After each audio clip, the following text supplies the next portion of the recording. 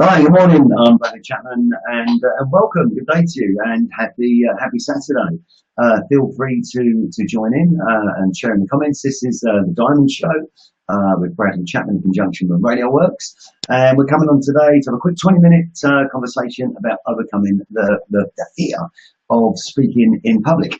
So, overcoming the fear of speaking in public. There's so many people that I come across, that I meet in my travels, in my journey, in my diamond journey, that when I talk to them about public speaking, they have quite a large fear of speaking in public, and it's quite a natural thing. It really is. So feel free to join the conversation. Feel free to ask any questions. Also, please do share the link if you feel someone can benefit.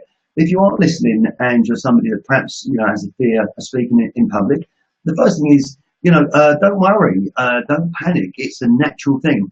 And everybody, hi Ashikil, how you doing? Thank you for your kind comment.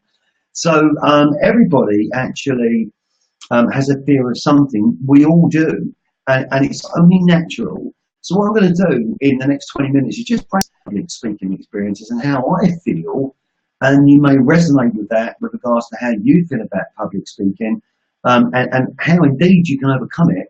But do get involved in the conversation, do ask questions. But let's just kick off with the first thing, that every single public speaker, or anyone that's starting out in public speaking, will have at some stage a fear of going on stage or going in front of an audience or going in front of a network. It's only a natural thing. I can tell you, even the most experienced public speakers that have been around the circuit for a long time, before they go on, they're going to be nervous. Now, if you think about it and go back to when you were younger and think about the things that we had to do when we were younger, that we perhaps fear. First thing is perhaps riding a bike. Can you remember going back when you were younger, riding a bike, and you was wobbling, you fell off, grazed your knees, didn't get back on your bike, you was upset, and eventually then you got back on your bike and you did do it. Think about the time when you took your driving test and you were sitting next to your driving examiner. You felt nervous, and you may well be a driver nowadays. Well, public speaking is very, very similar. It's like anything in life. Until you actually take the first steps to doing it, you're never actually going to know what it's like. But here's the thing. With public speaking, what actually happens is so many people will put up so many barriers in their mind. It's called your objections, that your inner voice says to you, "Since do it, you shouldn't do it," and how people might react. And what your inner voice actually says to you is, I'm not going to know what to say, or I'm actually, people aren't going to connect with me, or I'm not going to come across well, or I'm going to be nervous. Well, actually, all of these things go through everybody's mind. If you can flip that on the other side, every expert was once a beginner. Every expert was once a beginner. So you have to understand that before you start anything in life, whether it's business, whether it's career, an examination, anything new, you're going to be filled with trepidation. You're going to be filled with anxiety, perhaps a little bit of fear, adrenaline running through your body. So my view is this, that actually you have to just get up and do it. You have to face your fears and you have to overcome them, because until you do it the first time, the second time, the third time, you're never going to get better. If you decide never to public speak, you're never going to know what it feels like. Now, I've seen people get up and speak in public, and they were so nervous, and they perhaps weren't the most animated public speakers, engaging public speakers, but it was their story that resonated with the audience. It was their story that resonated, with the people that are watching. And everybody inside themselves has got a most amazing story to tell. So if you're considering going on stage and you've got some slight nerves, first of all, don't worry. I can remember as a young boy in Shad, and in the street markets in London, in Romford, in Bethnal Green, in Roman Road, Petticoat Lane, Whitecross Street, and all the London markets, unless you actually made a little bit of noise, you've got a little bit of a hustle on, you wouldn't actually attract people to your stall. So I would be there as a young lad, come on ladies, dresses, $5.99, blah, blah, blah. And from a young age, I guess I had a slight level of confidence of speaking in public, but I was still nervous about what people thought about me and how I was coming across. I've spoken to fairly large audiences of people, 500, 600, 700 people. And I love it because I can tell a story, I can engage with the audience, I can bring in a little bit of humour. Now you can do exactly the same. Now we've got an event on the 4th of July in London. It's called Make the News. in London. And on the 4th of July, it's going to be myself speaking, Gary Narni and Marina Narni, the founders of Radio Works and the Stardust Movement. This is an opportunity for you to come up to London and engage and get involved in public speaking. You can share your story. You can speak on stage. Now, yes, you're going to be nervous. Yes, you might be a little bit uncertain how you're going to come across, but be the real you. Be the authentic you when you speak. And I guarantee you that everyone's going to have a story. I can remember speaking at Kent 2020 a few years ago, and it was the warm-up show for the Kent 2020 trade show. And I imagine there was probably about 250 or so, exhibitors there. And that was very, very dry. They were quite tired. They were just focusing on, getting their trade stands up and running. And this was the launch day ahead of the trade show. And, I did a thing on a golden kitty, about their golden kitty of their trade speed. It was quite great, but it was difficult at first to get them going. Now, when you first go on stage and you're speaking, rule number one is this: be yourself. Be your total self. Rule number two, you have to appreciate that in any audience of 100% of people, you're only really ever going to resonate and attract with about a third of people. A third of people will instantly resonate with what you're saying and how you're coming across. A third of people may be, I'm not quite sure about this speaker, maybe not. And a third will be the third that's not going to listen. I call it the traffic lights. It's the green, the ambers, and the reds. And this can be applied in everything in life. So when you're speaking, you're going to be speaking directly to a third. They're always going to resonate with you. Another third of people are people that could be attracted to what you're saying. That can give you a 66% audience engagement. That can give you a 66% opportunity to engage with your audience. And the third thing is this, that say something that's compelling, say something that might be engaging, say something that's going to be something that they've got, the audience has got a takeaway value. Imagine it's a restaurant and you're going to a takeaway, and you go into the takeaway and it's only got 2 items on the menu.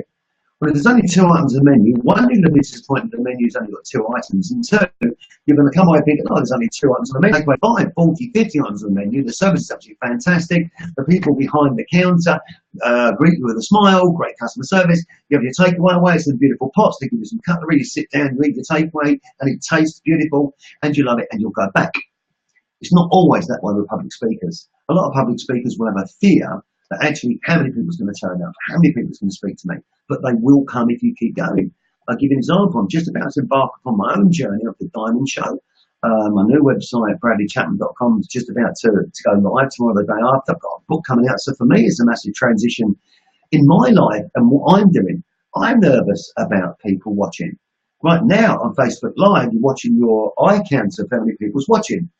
Now, I've done about 25 lives in warm-up, and I've been educating and pushing myself, and these are warm-ups to what I'm actually going to be doing. I know that some videos I've watched, I've only had 50 or 60 views. Equally, on other videos I've done, I've had nearly 1,000 views. And I know also with Facebook Live that people will not only watch it in the morning, but they will also, watch it on a rerun. So you can't worry about, on Facebook Live, for example, how many people are watching at a current time, because there'll be reruns. You can do your pre-marketing and you can do your post-marketing. So if you want to start public speaking, why don't you start with Facebook Live? Why don't you start talking on Facebook Live and start delivering your story? Now, if you do want to deliver your story and you'd love me to help you, it would be my pleasure. email.com. Listen, we'll do an interview on Facebook Live about overcoming the fear of public speaking. We'll run through, we'll resonate what your fears are. We'll do a live chat, and what we'll do is we'll run through together and we'll go through what actually what you can actually do to become successful, and we'll coach you. I'd love to find one person that's got a fear of public speaking. One person I'd love to take on a little journey to help them become a public speaker. One, we'll start with a Facebook Live where we'll do it together. Two, we'll go to the event in London on the 29th, on the 4th of July, Independence Day, Make the News London.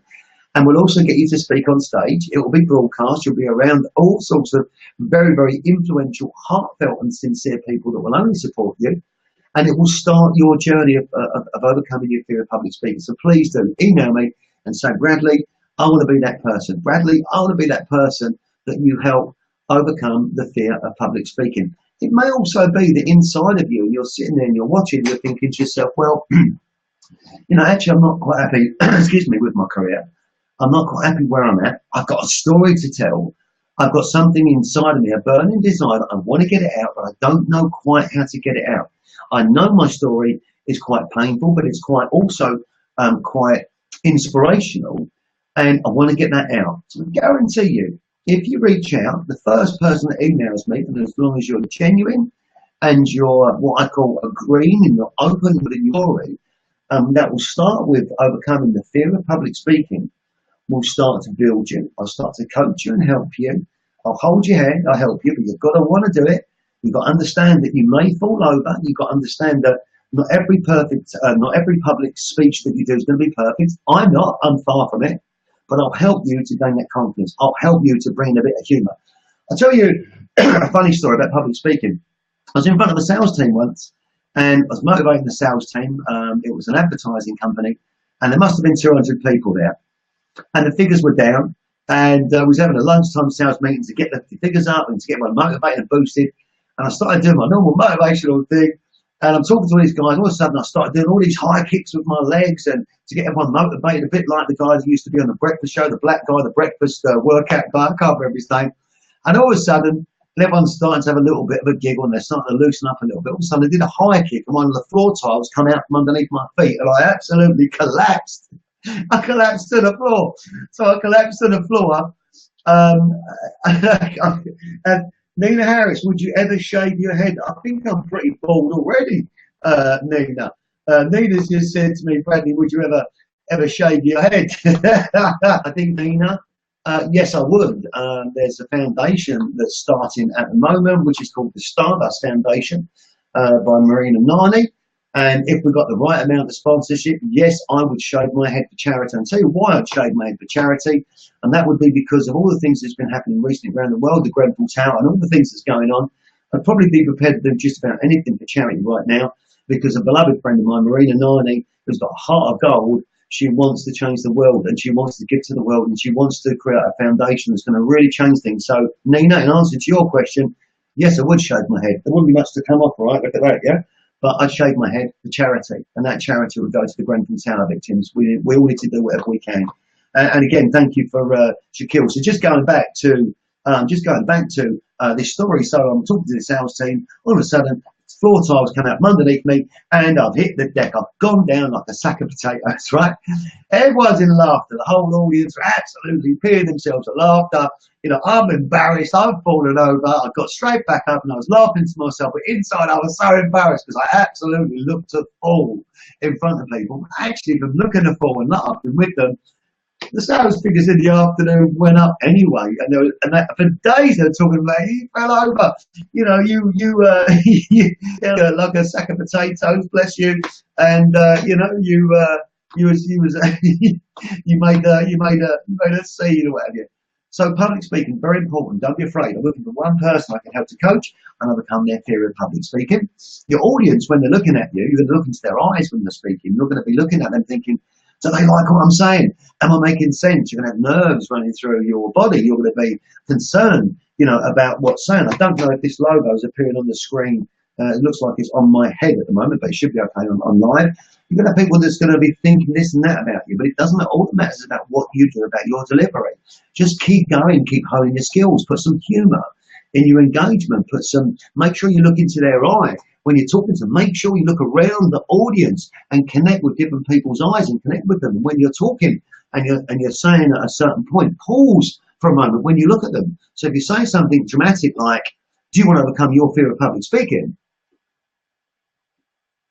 You can pause for a moment, because they're going to start thinking. They're going to start thinking about what it is you're talking about. So if we was making the talk about overcoming the fear of public speaking, what we would say is this: how many people in the room have ever had a fear of anything? A fear of heights, a fear of the way that they look, a fear of their weight, a fear of their business not working, a fear of their family, a fear of not being in love.